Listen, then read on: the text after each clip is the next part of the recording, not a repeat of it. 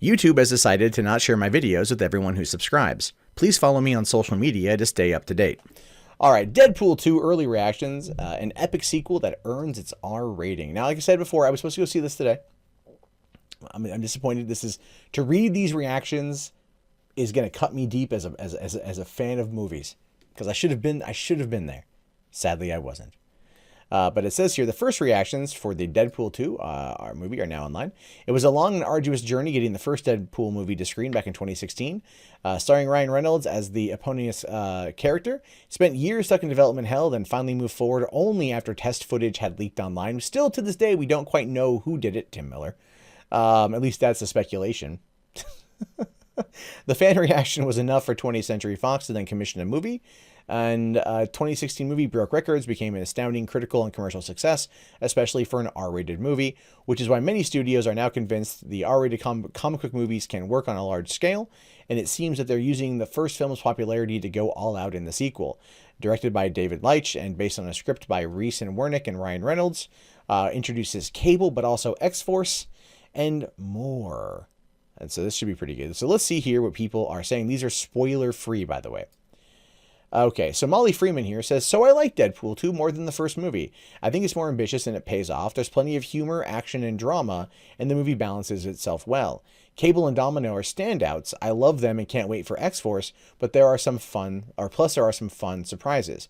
With that said, Deadpool 2 makes the narrative choice that is not great, and I will talk more about that after the movie's out. Also, there is more blank in this movie, and I was hoping less than I expected.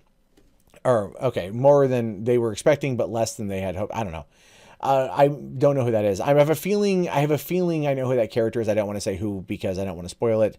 But basically, from what Molly here is trying to say, from what I can take from this, they definitely built upon the foundation that was the first movie, and they are trying to balance everything pretty well. But it's also a sequel, so sequels have to go bigger or go home.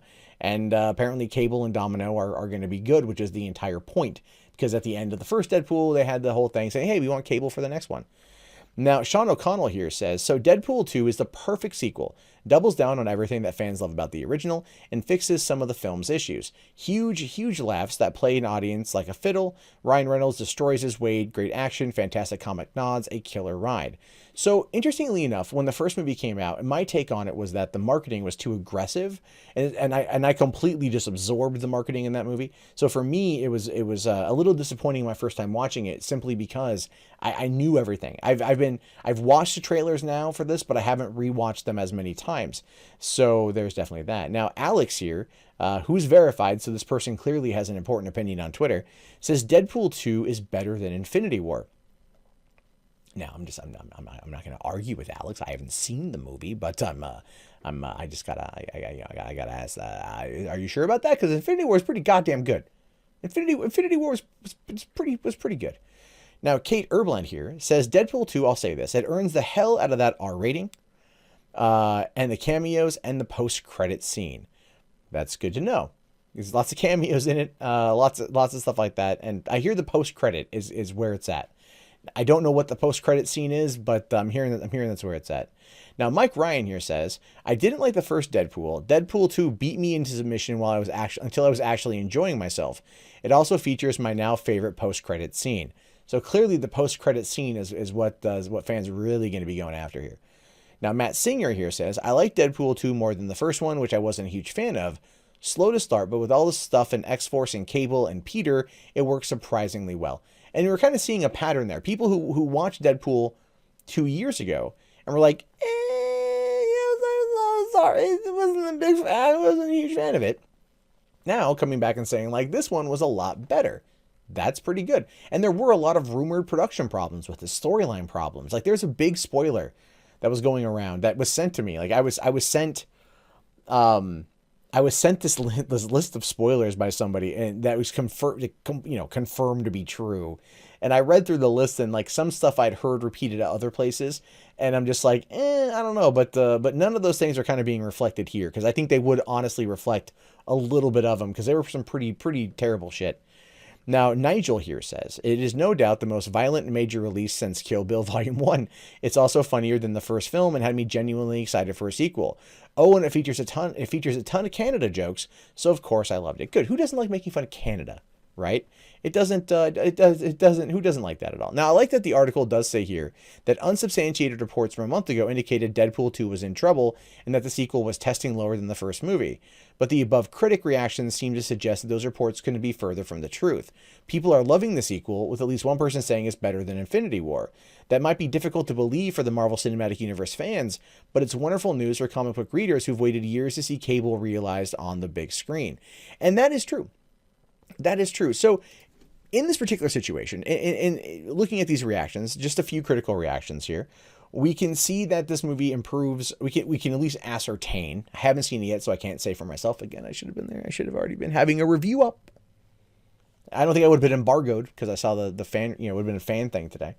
But you have that, and they clearly are saying that it's better, that it's pushing to a better place, and it's trying a little bit harder. You got to understand, the first movie, they only had $50 million.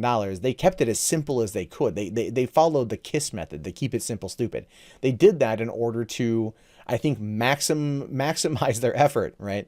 To tell a very simple and basic origin story that just happened to make, nearly $1 billion, right? I would argue that combined home video sales as well as ticket sales for theaters probably earned $1 billion.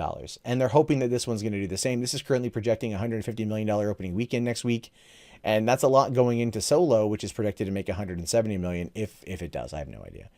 But at the end of the day, I look at these reactions, and it does fill me with hope, because I was looking at some of the other stuff that was coming out that seemed to be relatively problematic. But that being said, 20th Century Fox and the filmmakers did push for reshoots up until just a couple weeks ago. So it's not like it wasn't like, they found themselves in like a perfect place all the way through. They may have had to go through a couple of revisions in order to get themselves to this point. And at the end of the day, reshoots don't mean a movie is bad. Reshoots are pretty common. A movie from script to scene or from script to screen takes a lot of time, takes a lot of energy, a lot of effort, and things can go wrong, and they do go wrong often. So it is something to consider for the future, and we'll have to wait and see what happens. But otherwise, next week, man, I'm so there. I'm so there. Chimichanga and popcorn in hand, which is totally going to kill all of my Weight Watcher points.